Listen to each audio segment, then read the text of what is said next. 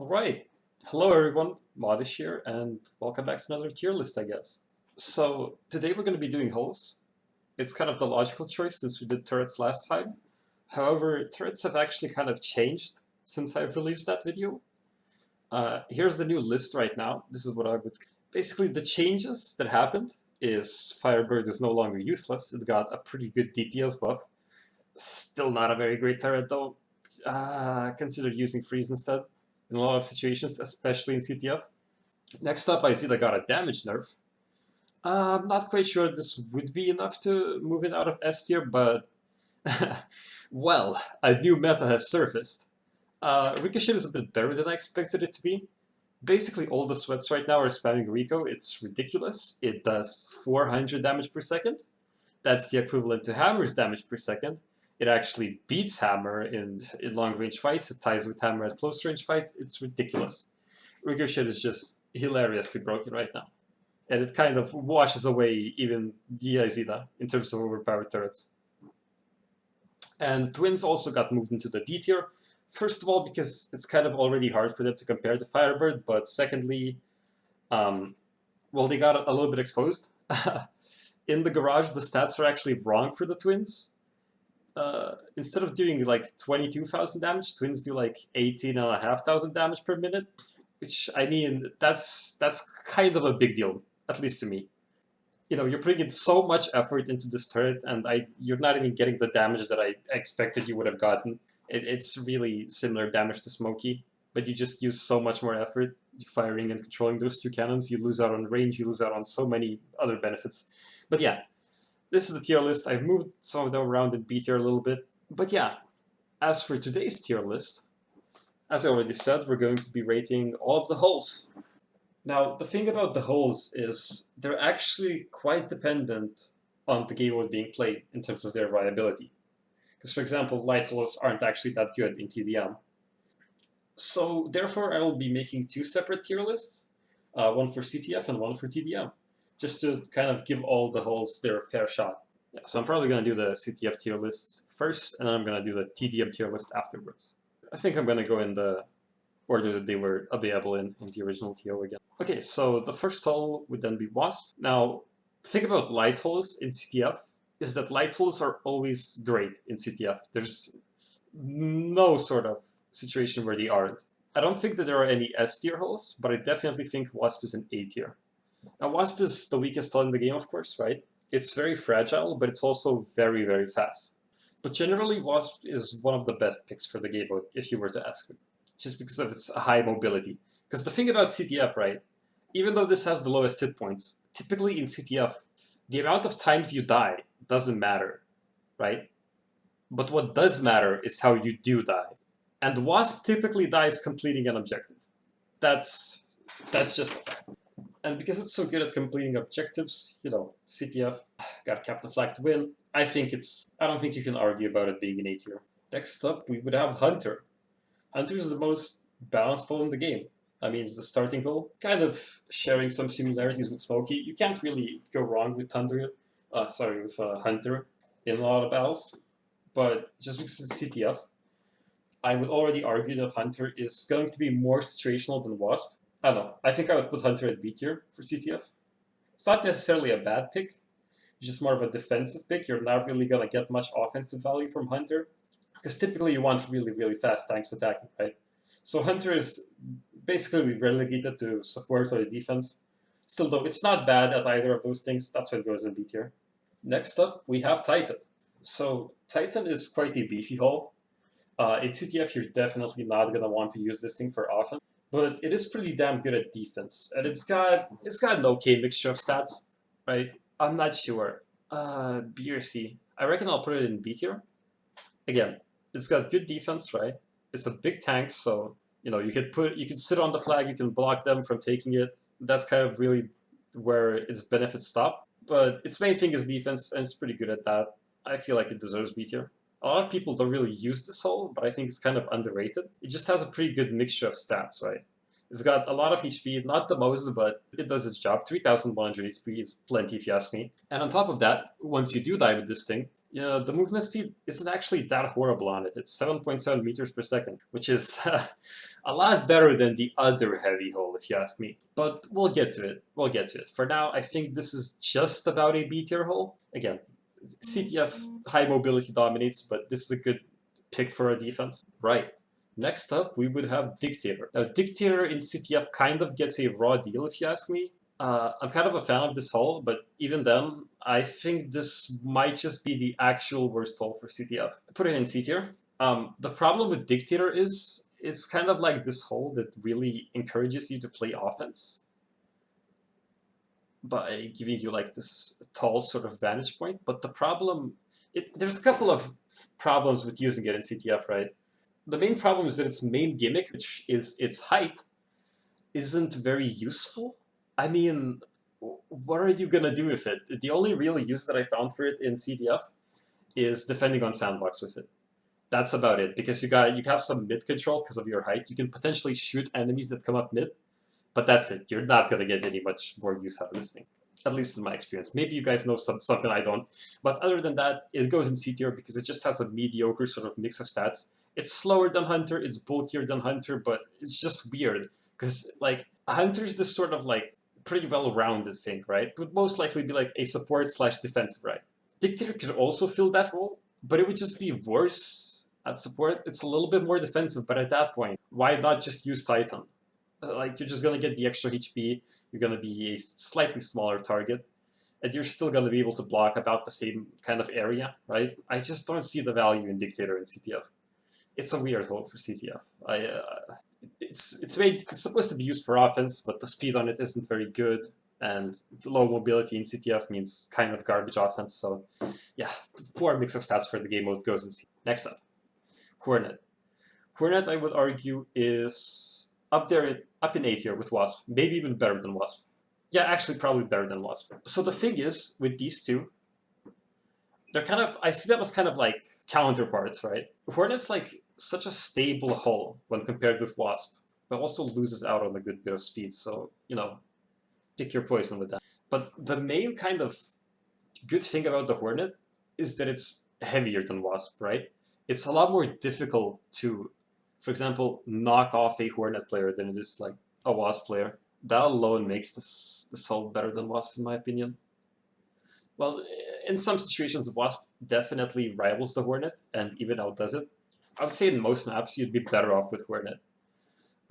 Example of where Wasp would be better would probably be like CTF Massacre, since the main thing there is escaping, right? That extra 200 HP really isn't going to help you.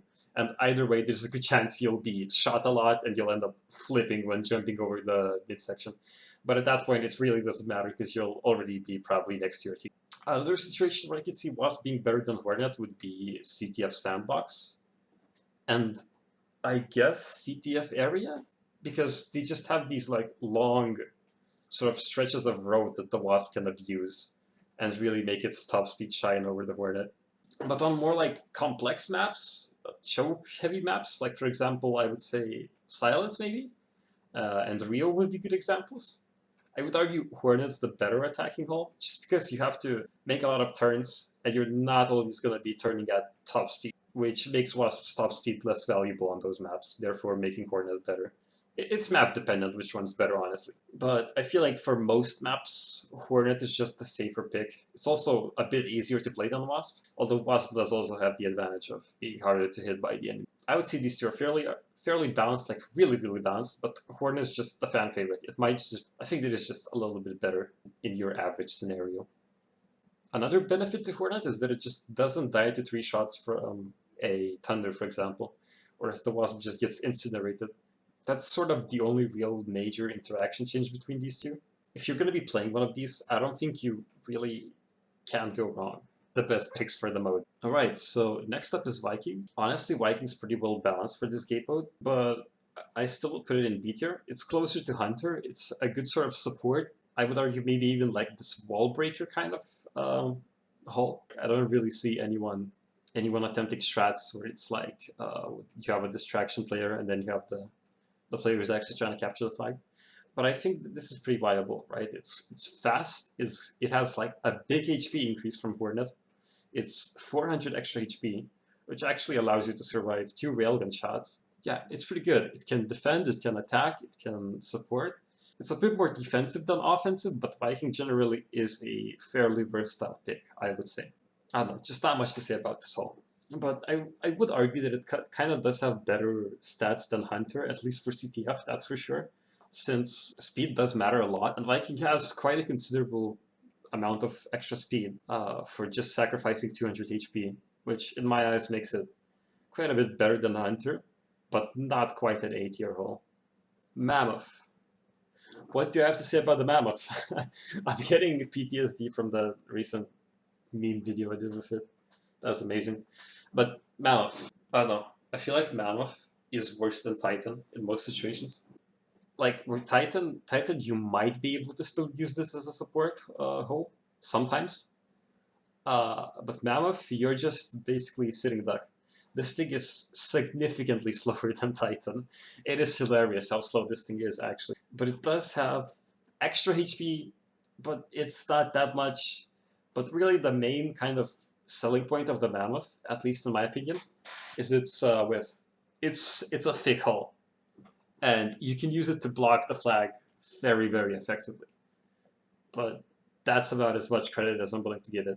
I think it's better than Dictator, but it's worse than Titan overall in most scenarios. And if it's like a big map, oh, can I put it back? Okay, guys, the tier list just wants let's just leave it there. It's fine there anyways. Screw this all. Nah, but for real though, you're basically stuck to defense with Mammoth. It is incredibly unviable on offense. It takes you about 5 years to get anywhere, and even if you're going to be using it on defense, right? On big maps, if you spawn far away from the flag, you're kind of stuffed because you're going to have to drive all the way back to it in the slowest hull in the game at a staggering speed of 6.5 meters per second. Yeah, interesting things you can do with it. You're just not going to have any offensive potential with this thing. C or D, C or D, C or D, C or D. I have no idea. I might leave it here for now. Yeah, this order looks about right. Yeah, I guess this is good. Let's do the TDM tier list now, I guess. We're gonna start in the same order, so we're starting with Wasp. Wasp is, I would make a solid argument, the worst hull for TDM. Lowest hit points, right? Really easy to, lowest hit points, easy to like flip or knock its aim off. It's just not very useful, most likely going to feed the enemies a lot of kills. I'm getting pinged. But Wasp, what do I have to say about Wasp? I don't know, I feel like that kind of summarizes. The only real good thing about Wasp is that it's difficult to hit. But other than that, there's no benefit to using it in CTF. I think this is, or in TDM, sorry. I think this is a solid C tier, probably bottom of C tier actually. Just because it's so, like, what are you gonna do with this? You're gonna have to, like, run close range weapons to make up for your low HP. But that's a suicidal playstyle, so yeah, good luck. Good luck if you want to run this in TDM. I advise you don't. Alright, next up, we're gonna have Hunter. Hunter, I would argue, one of the best hulls in TDM in general. You're gonna get a lot of use out of this on basically any map. I would argue this is a solid A tier. Good balance of HP and mobility. Yeah, just a solid all-around hull. I can't really even think of a map where this would be bad to run. Yeah, I think that the Hunter can just generally be used on all maps in TDM. I really can't think of a bad scenario to use Hunter in. Probably the top of A tier. Arguably, I would argue this might just be the best hull for the game mode. Alright, so next up would be Titan. So Titan, it's very bulky, and it's got a good amount of mobility too. I feel like this is also a very solid pick, maybe an A tier. Yeah, I think it's A tier. It's got a lot of mobility, very good balance with speed, at least when compared to your other heavy option. Not to mention it's also slightly smaller, which is actually an advantage in TDM. Yeah, I think Titan is just a very solid pick. Again, kind of struggling to name any maps where this would be a bad pick for TDM. Right, next up we have Dictator. Right, Dictator. So what it lacks in CTF, I feel like this hull really makes up for in TDM. It's crazy good if you ask me. Because Dictator, it's Designed with that, height in mind, right? That makes it a very offensive hull. And because it's such an offensive hull, right? Because it's such a tall hull, you can basically assault your enemies from heights they wouldn't expect. It actually makes it easier to shoot down below you. And this thing also has even more HP than Hunter. Speed isn't really as much of a factor here. I feel like, I don't know. Is it above or below Hunter, though? I'm not quite sure. I might be a bit biased because I'm just a bit of a fanboy. I'll leave it below, but there's definitely some great uses for this hull in TDM, particularly on TDM Sandbox. Absolutely amazing there. I would argue TDM Area 159 is also great there.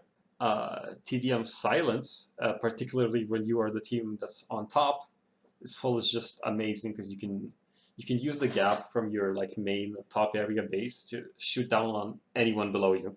It's crazy how effective it can be. And having more hit points than Hunter doesn't really hurt it either. The only reason why I don't really want to put it above Hunter is because it's kind of got this slightly bigger learning curve than Hunter. Basically what I'm trying to say is it takes kind of more skill to use because you're such a huge target. Because keep in mind, right, that height, it kind of goes both ways. So if your enemy is actually competent, they can basically counter snipe you because you're such a big, tall target. Using the Dictator is kind of like a two-way street. You do more damage, but there's also a higher likelihood of getting shot while you're using it. Still though, I would argue this is solid A tier. On certain maps, it might even be S tier. Absolutely dominates when you use it correctly. But for now, I'll probably just leave it in A tier on average. Yeah, on average, I'd say this is about where it places. Right, next up we have Hornet. I feel like Hornet, ironically, is now in C tier with Wasp. So the best CTF holes are kind of like the worst CDM. Hornet is pretty usable with Railgun, to be honest. That's kind of its one niche. But even then, right, if someone flanks you, you're kind of screwed. I feel like it's another C tier, just because it's so low on hit points. It's not gonna survive very long under fire. That makes it difficult to use, probably makes the user die a lot more. Just, I really don't see much point to using these two, Hornet or Wasp. Right, next up is Viking. Viking is kind of a tough one. I don't know. So, it's got slightly more speed than Hunter, but of course, you do lose out on 200 hit points with it. It's sort of a way more offensive hull, if that makes sense for TDM. But the problem with that is offensive playstyles, I mean, they can be good on some maps. Area and Sandbox, I think offensive playstyles can definitely work. This is absolutely a great choice for them. But on average, on maps such as Silence, for instance, where mobility really doesn't matter that much, this thing isn't that great. I think I'll put it in B tier. It's just, it offers that extra mobility, but that mobility really isn't that useful. Sure, you can try to make some cool offensive plays with it, but I would highly recommend you use radar with this hull. Just because you never really know how many enemies are going to be hiding behind the corner without using it. Because if you think that there's like one guy who you got low, right, and you go after him, because you have this speed and it gives you like this psychological thing of, oh, I should attack because I'm fast. And then you round the corner and there's like 3 Thunders fully ready to unload on you. Yeah, you're gonna feed them a lot. So basically, use this hull only with caution. It can be good, but it's kind of risky. And then next up, Mammoth. Mammoth. So, is it an A tier? Might be an A tier. Again, very slow. A sort of disadvantage that works against it really, really badly right now is the fact that it's just such a huge target, right? It's bigger than even Titan. I would argue might even be bigger than Dictator, just because it's so long. Within like half a minute, your tank is going to be looking like Swiss cheese if you don't position yourself properly with it. And positioning yourself properly with it is also kind of difficult because it moves at a grueling 6.5 meters per second, which is awful. Even for TDM, that's pretty awful. Because at least Titan, you move at 7.7 meters per second. That at least gives you some chance of escaping incoming fire. With Mammoth, you just gotta tank it all, man. And what you get in return? 300 hit points. That's it. It can definitely work, right? It can work with Izidas, I feel like. But you need to like tank for the Izidas. Still low, probably an A tier just because of the fact that it's got the highest hit points in the game. And in a mode all about survival, that's a pretty good trait to have. But yeah, these are my 2 tier lists. Do you agree? Do you disagree?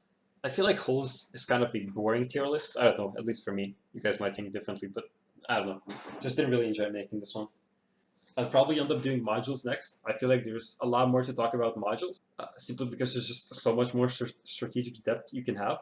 But holes, it's just something you supplement your turret with. Not really that all interesting. Holes actually become a lot more interesting when you factor in the different kind of module combinations you can bring with them. But on their own, holes aren't very interesting. I don't know. If you have any like urgent requests, you can leave them in the comments. We'll probably do modules next. I'm kind of excited for that one, to be honest. Anyways, thanks for watching. See you in the next one.